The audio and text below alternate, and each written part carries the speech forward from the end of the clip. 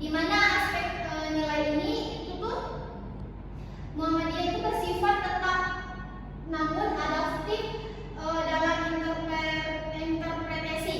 Seperti yang pertama itu adalah ideologi tajdid atau pembaharuan.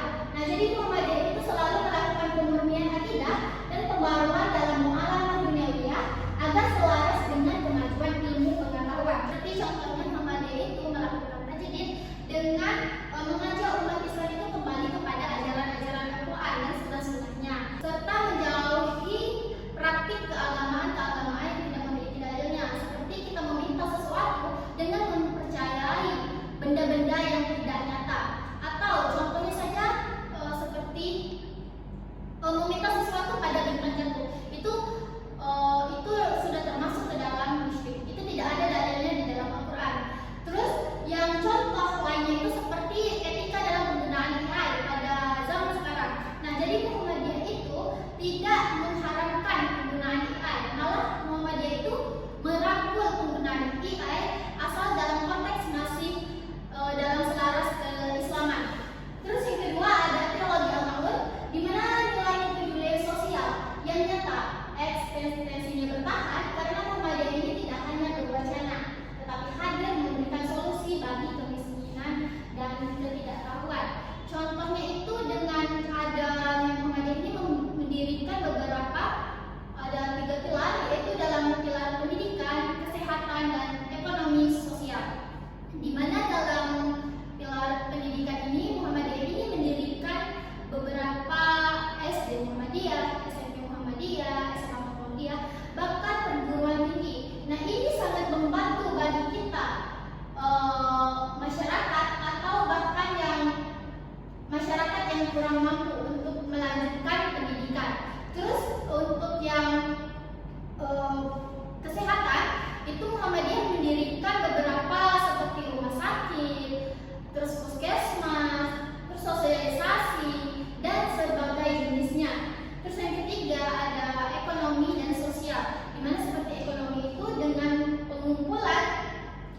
pengumpulan zakat dan infak dan lain-lainnya. Terus ada juga dalam sosial itu dengan pendirian panti asuhan. Nah, di sini dengan pendirian panti asuhan ini bisa untuk kita atau orang-orang yang di luar sana yang membutuhkan tempat tinggal menjadi ada tempat tinggalnya. Jadi Muhammadiyah itu meringankan beban kita semua. Terus yang ketiga ada Islam berkemajuan, di mana Muhammadiyah ini memandang Islam sebagai agama yang mendorong peradaban tinggi, sains dan teknologi, bukan agama yang menutup diri dari perubahan. Contohnya dengan Muhammadiyah ini mendirikan sekolah, terus dia mengintegrasikan pembelajaran Islam, pembelajaran keislaman dengan pembelajaran umum. Contohnya di sekolah mempelajari tentang teknologi, terus sains, terus kedokteran, teknik, dan itu diintegrasikan dengan pembelajaran keislaman. Sekarang kita masuk ke dalam budaya atau kultur, di mana ada beberapa yang kita bahas seperti budaya ikhlas dan pengabdian. Nah, seperti guru, dosen, dan tenaga kesehatan Muhammadiyah itu sering bekerja dengan semangat lillahi ta'ala atau sebagai sukarelawan yang membuat lembaga-lembaga Muhammadiyah ini bertahan meski di daerah terpencil. Jadi sebagai guru dan tenaga kesehatan atau sukarelawan lainnya itu, mereka menjadikan organisasi ini atau ini tuh sebagai ibadah atau dakwah untuk mereka, bukan hanya sekedar untuk pekerjaan.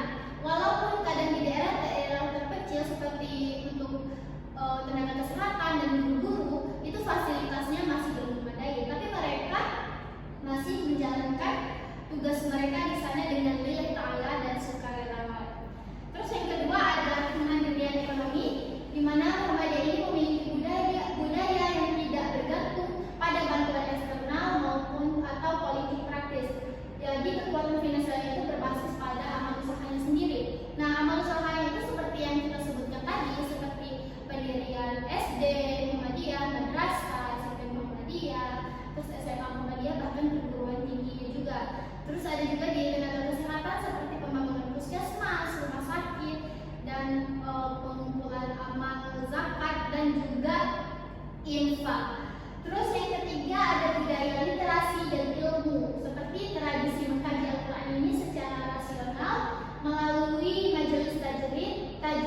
berwajib menciptakan budaya intelektual yang kuat di kalangan anggotanya.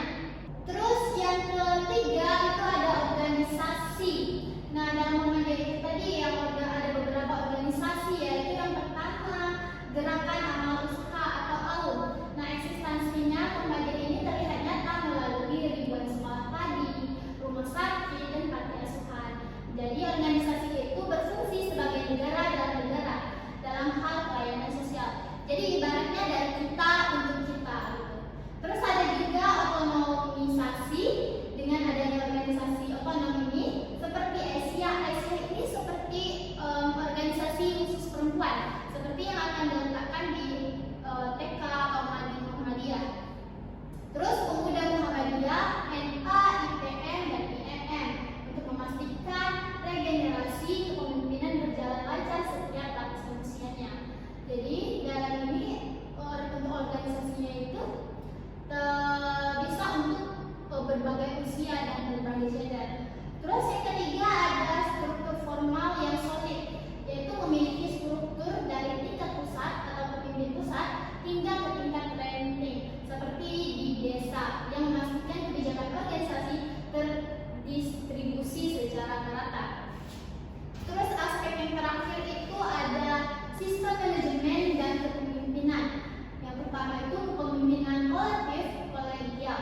Seperti kepemimpinan Muhammadiyah ini tidak tergantung pada figur individu, yang melainkan pada sistem musyawarah. Jika satu pemimpin berganti, organisasi akan tetap terus berjalan. Ibaratnya seperti pemilihan kepala desa.